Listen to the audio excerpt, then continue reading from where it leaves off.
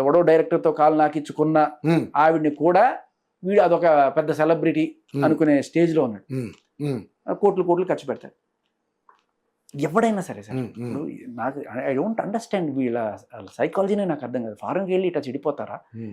ఎవడైనా సరే నీ పెళ్ళాన్ని వేరే సరే పెళ్ళం కాదు పెళ్ళని చేసుకుందాం అనుకునేవాడు, అది వేరే వాడితో నాకు ఇచ్చుకుంటుంది అంటే అటువంటి పెళ్ళంగా ఎందుకు చేసుకుంటాడు సార్ ఎవడన్నా? కనీసపు ఇంగిత జ్ఞానం ఉండాలి కదా. నిజంగా చాలా చండాలంగా ఉంది నిజంగా. అది లేకుండా అంటే ఫారెన్కి వెళ్ళిన తర్వాత వీళ్ళ వాల్యూస్ ఎలా దిగజారిపోతున్నాయి మీరు గమనిస్తే. ఈ నలుగురితో తిరగండి, 4 బిర్యానీలు తినండి అని చెప్పిన ఆవిడ కూడా అమెరికా రేటండి.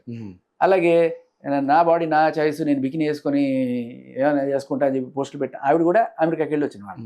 సో ఇలా అమెరికాకి వెళ్ళి వచ్చి అక్కడ లేకపోతే లండన్లోకి వెళ్ళి అక్కడ ఈ వాల్యూస్ వంట పట్టించుకొని ఇదే నిజం ఇదే మనకి ఇంకోటి మనకి చెప్తారు మగాడి మైండ్ సెట్ అక్కడ అలా లేదంట. అక్కడ ఇలా చాలా ఏంటి కామంతో అలా చూడరు వాళ్ళు, చాలా డెవలప్ వాళ్ళలాగా మనం ఎంత అమెరికా అమెరికా అమెరికా మీకు తెలిసి నిజం ఏంటంటే ఇక్కడ 1,00,000కి 4-5% అత్యాచారం జరిగింది. అక్కడ దీనికి 10 times ఉంది అమెరికా అత్యాచారం రేటు. లండన్లో 7 times ఉంది. నువ్వు ఏ కల్చర్కి తీసుకెళ్తున్నావు జనాల్ని?